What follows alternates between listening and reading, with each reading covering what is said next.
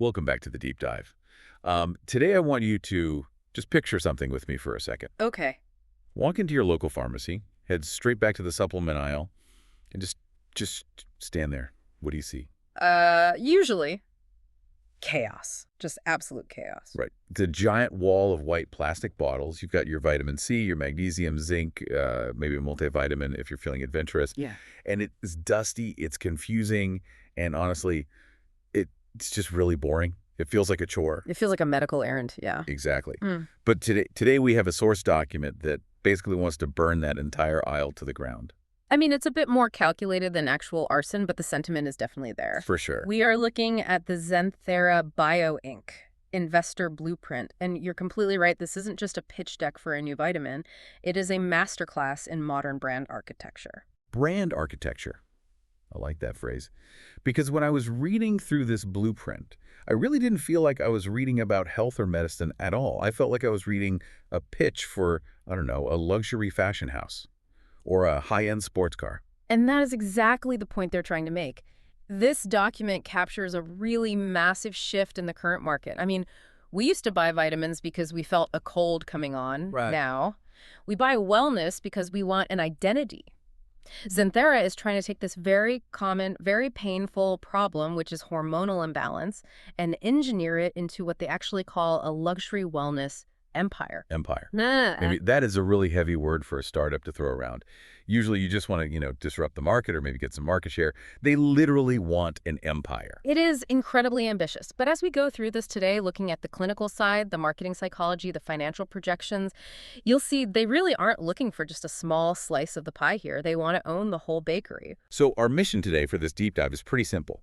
We're going to deconstruct this investor blueprint. We need to figure out how you take what is essentially just a pill or a supplement, wrap it up in a narrative, and then sell it for a premium price. Yeah, we have to ask if it's actually genius or if it is just, gold paint on a generic bottle. That is the multi-million peso question right there. Let's find out. Let's do it. Okay, so let's start with the why.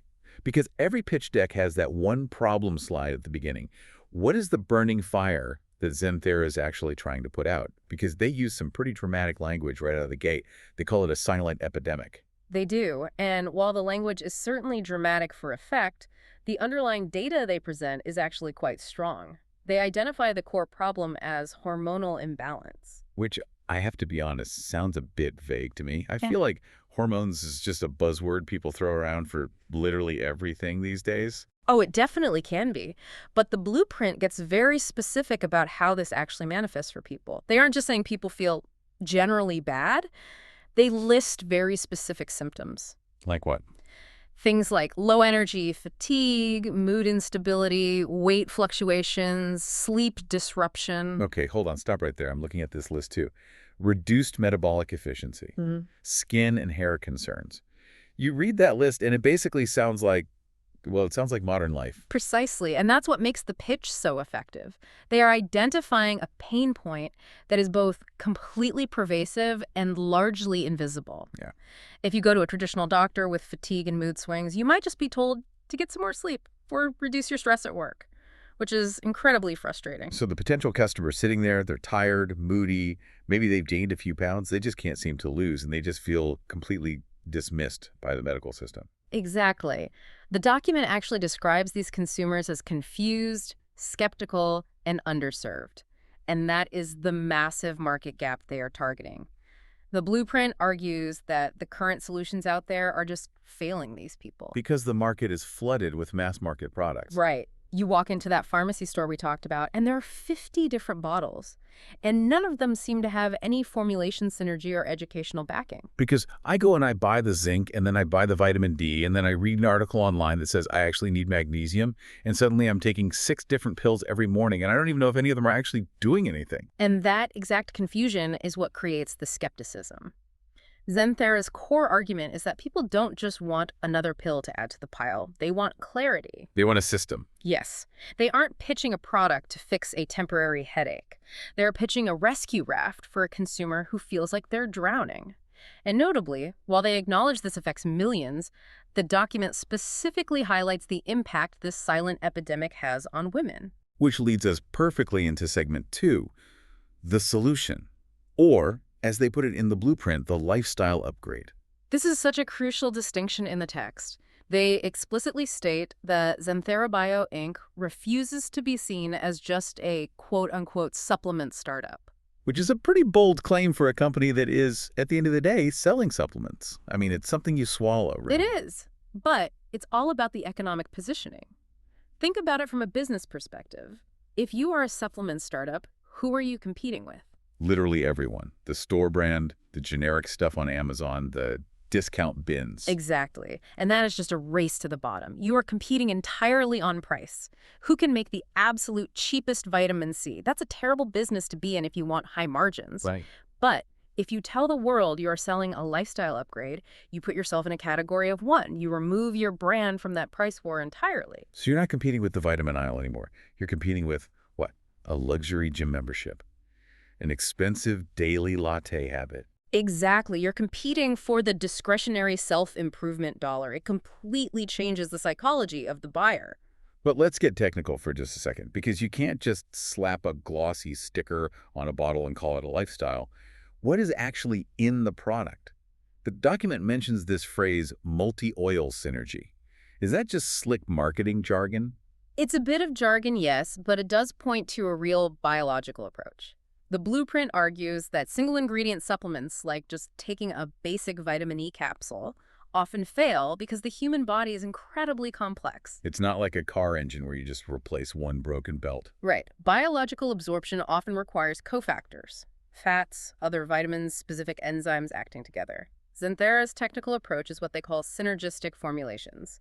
They claim to use hormone-supportive ingredients, specifically a proprietary blend of oils designed to actively work together. So it's like an orchestra versus a solo instrument. That's a really good analogy. One violin is nice, but it doesn't create a symphony on its own. Their clinical goals are to support estrogen balance, enhance metabolic function, and improve overall vitality all at once. They also use the phrase promote long-term hormonal resilience. I really paused on that word when I read it. Resilience. It kind of implies that you aren't sick, you're just vulnerable, and this product is your armor. And that circles right back to the luxury angle.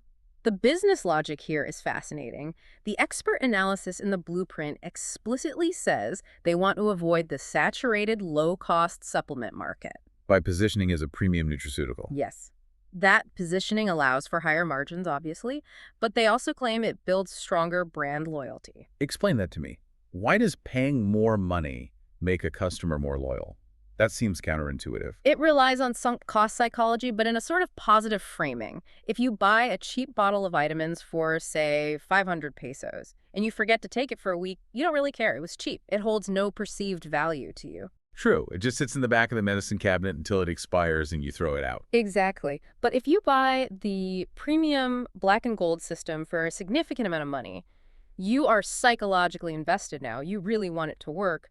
You are going to take that regimen religiously every single day because you are actively protecting your investment. That is just, wow, that is diabolical and kind of brilliant. It is very smart. So we have the problem, which is the silent epidemic. We have the solution, the luxury lifestyle upgrade.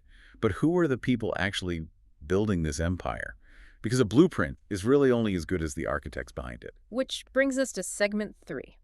The document puts a ton of weight on expert validation. They introduce 3 key figures who basically represent the 3 main pillars of the business: clinical, marketing, and sales. Let's start with the science pillar. We have Rolex Reyes. Yes, Rolex Reyes. The source lists him as a registered nurse and a food supplement expert. His role is to provide that crucial clinical authority. He actually has a quote in here. He says, modern hormone support must move beyond single ingredient trends. He's the one driving that whole synergy concept you were just talking about. But what really stands out to me in his section is his focus on responsible usage guidance. He emphasizes that you can't just sell a pill and walk away. You have to educate the consumer. Why is that so important? Is the product dangerous without guidance? No, it's not about danger, it's about trust. In a luxury market, trust is the ultimate currency. If you just hand someone a bottle, you're just a vendor. Yeah. But if you teach them how their body works and why they specifically need this oil or that botanical ingredient, you suddenly become an authority. Rolex is there to ensure they aren't perceived as selling snake oil. They are selling educated wellness. Okay, so Rolex builds the clinical trust. Then we have the guy who makes it all look good, Herolgi Carlos Paloma, the marketing guru. And honestly, reading his section was where my jaw kind of hit the floor. Oh, this section was just pure, unfiltered marketing psychology. Paloma's entire strategy is built around value perception. I have to read this quote from him because I feel like it sums up the entire business model in one sentence. He says, "The moment you elevate brand narrative, you elevate margins." That is brutally honest. It really is. He's just admitting it right there in the pitch. He's essentially saying, we tell a better story so we can charge you more money. But that is the secret sauce of literally all luxury branding, whether it's a designer handbag, a Swiss watch, or a nutraceutical. He talks extensively about their black and gold premium brand identity. Which is interesting to me. Why black and gold? Why not green? Green is usually the color of health and wellness, right? Usually, yes. But green is natural. Green is the grocery store. Ah, Black and gold signals opulence. It signals authority. It separates the product from the sterile medical world and drops it right into the high-end luxury world. Paloma isn't just trying to sell a bottle, he's trying to create an authority-based educational marketing machine. High conversion landing funnels, the whole works. it feels very aggressive. Yeah. Like they aren't here to just play around. They're here for category dominance. And to achieve category dominance, you need to actually move the product. That's where the third architect comes in, Zenandria Sin, the sales expert. Her focus seems to be entirely on structure. She talks about building structured distribution ecosystems. That's a sophisticated way of saying they aren't just going to throw spaghetti at the wall and see who buys it. They are building a tight machine. She mentions regional exclusivity incentives and subscription-based recurring revenue. Subscription is huge. Oh. That's basically the holy grail for any modern business. It is the absolute holy grail for company valuation. If you have to resell the customer every single month, like actively convince them to buy another bottle, that is incredibly expensive marketing. Right. But if they are on an automatic subscription because they view this product as a daily lifestyle necessity, that is steady, predictable cash flow to protect the brand. And she also mentions regional exclusivity. That sounds like they're trying to protect their distributors too, not just the company. Exactly. It prevents price wars between individual sellers.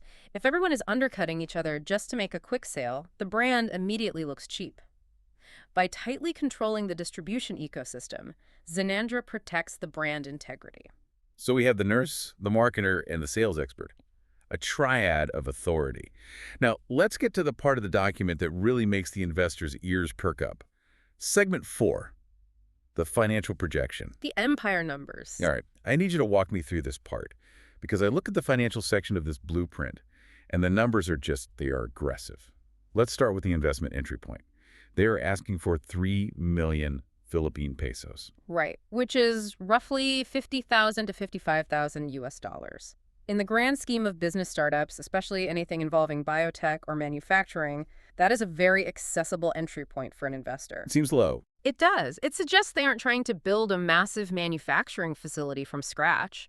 They are likely partnering with existing manufacturers and using the capital for the brand architecture and the initial inventory, a lower valuation for early investors to get them in the door. Okay, so a low barrier to entry. But then you look at the 5-year net profit projections. Year 1, 26.52 million PHP. Very impressive for year 1. Year 3 jumps to 41.41 million PHP. And by year 5, they are projecting 64.68 million PHP in net profit. That is some serious aggressive scaling. We are talking about significantly more than doubling the net profit within just 5 years. And the ROI, they're projecting an internal rate of return, an IRR, of somewhere between 60 to 95%. Okay, for our listeners who maybe don't spend their days staring at financial spreadsheets, the standard stock market usually gives you about 7 to 10% a year historically. Right. A 95% IRR is wild. That is early-stage venture capital territory. It implies massive speed and massive operational efficiency. But is that actually realistic? Or is that just a really pretty number on a page designed to get me to write a check today? Well, it's a pitch document, so the projections are always going to be optimistic. But look at the other key metric they provide, the break-even threshold. They claim a break-even of just 20 to 25%. Break that down for me. What does a 20% break-even actually mean in practice? It means they only need to hit 20 to 25% of their total sales targets to cover all their costs and stop losing money. Everything they sell after that 25% mark is pure profit. Wait, that's incredibly low. Usually physical product businesses need to sell a huge volume just to keep the lights on and pay the staff, Exactly. A super low break-even point suggests that the cost to actually manufacture the product is very low compared to the price they are selling it for. which completely validates Paloma's marketing strategy. Elevate the narrative, elevate the margins. Bingo. If you can manufacture this custom oil blend for the relative price of a standard vitamin, but you sell it for the price of a luxury good, the profit margin is massive. That's exactly how you get to a 95% IRR. The whole blueprint connects perfectly. So if the marketing machine works, this thing literally prints money. But if the marketing fails, Then you just have a warehouse full of very expensive black and gold bottles. they also list where all this revenue is supposed to come from. It's not just one single stream. They are relying on direct-to-consumer online sales, aggressive distributor expansion, and these influencer-driven education funnels. It's a complete ecosystem. They are attacking the target market from multiple angles simultaneously. It feels like a very modern way to build a brand. It's not just, hey, let's put it on a shelf at the drugstore and hope someone walks by. Yeah. It's put it on Instagram, put it in the hands of exclusive regional distributors, and lock the customer into a monthly subscription. And that brings us to the final major argument in the document. Segment 5, the why now. Every good pitch needs a sense of urgency. Why should an investor hand over 3 million pesos today and not just wait and see how it goes next year? The blueprint argues for timing and opportunity based on the global growth of the wellness industry. Which is an undeniable trend. Yeah. We are seeing a massive structural shift in how people view their own health. It's becoming proactive rather than reactive. Yeah, totally. I mean, people used to only go to the doctor when they were actively sick.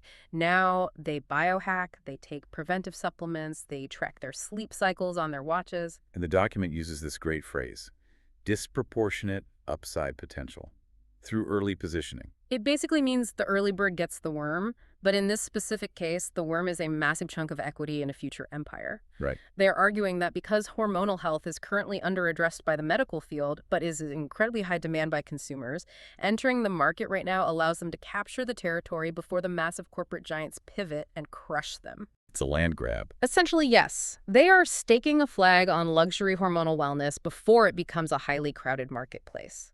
So let's zoom out for a second. We've looked at the problem, the solution, the expert team, and those crazy financial numbers. When you step back and look at the Zenthera Bio Inc. blueprint as a whole, what is your main takeaway? I see a team with a very sophisticated understanding of modern consumer behavior. They aren't trying to invent a brand new molecule in a lab that cures a rare disease. They are taking a known, widespread issue hormonal imbalance and wrapping it in a narrative that makes the consumer feel seen, understood, and elevated. It's that black and gold effect. It is. It's the sheer realization that modern consumers will pay top dollar for how a product makes them feel about themselves, not just what the product technically does biologically. And that's the genius of it. Yeah. And perhaps the danger of it, too. Well, it certainly raises the bar for execution. If you look at their 3 pillars again, the clinical insight, the strategic luxury marketing, and the structured sales systems, if you remove even one of those, the whole stool falls over. Yeah. Without the clinical insight, it's just a scam. Without the luxury marketing, it's just a commodity. And without the sales structure, it's just an expensive hobby. You need all 3 operating perfectly to actually build the empire they're projecting. It really is a masterclass in positioning. I just keep going back to that core idea of the lifestyle upgrade. It's so incredibly smart. You aren't sick, you just need an upgrade. It's completely aspirational. It totally removes the stigma. Saying, I'm taking medicine feels bad. Saying, I'm upgrading my hormonal resilience feels empowering. And highly lucrative. Extremely lucrative, assuming those 5-year projections actually hold up in the real world. So for you listening to this, the learners out there, whether you are an investor looking at pitch decks, an entrepreneur building a brand, or just someone who occasionally buys supplements, this document really peels back the curtain. The next time you see that sleek, beautifully designed black bottle on your feed, promising to fix your fatigue and give you glowing skin, remember the architecture behind it. Remember Horology Paloma explicitly saying, the moment you elevate brand narrative, you elevate margins. Remember that you are entering a structured distribution ecosystem. You aren't just buying a vitamin. You're buying into a highly calibrated business plan. A very well thought out one, at that. It's been really fascinating to take apart this blueprint today. It proves that building a modern brand isn't just about making a product. It's about creating a high-value narrative around a health problem. Absolutely. The line between essential healthcare and discretionary luxury goods is blurring more and more every single day. Zenthera is just one example, but it's a perfect case study of exactly where this entire industry is heading. So we'll leave you with this final thought. We've talked a lot today about the luxury wellness empire. We've talked about the high margins and the psychology of the black and gold identity. Right, so here is the question I want you to mull over after you finish listening. In a world where health is increasingly becoming a luxury product, where we willingly pay a premium for words like resilience and vitality, does that premium label actually guarantee better health outcomes? Or are we simply paying extra for the feeling of being part of an exclusive empire? Are we paying for the multi-or synergy, or are we paying for the story? Or maybe just the gold paint on the label? Definitely something to think about the next time you find yourself wandering down the wellness aisle. Thanks for diving deep with us today. Always a pleasure. See you next time.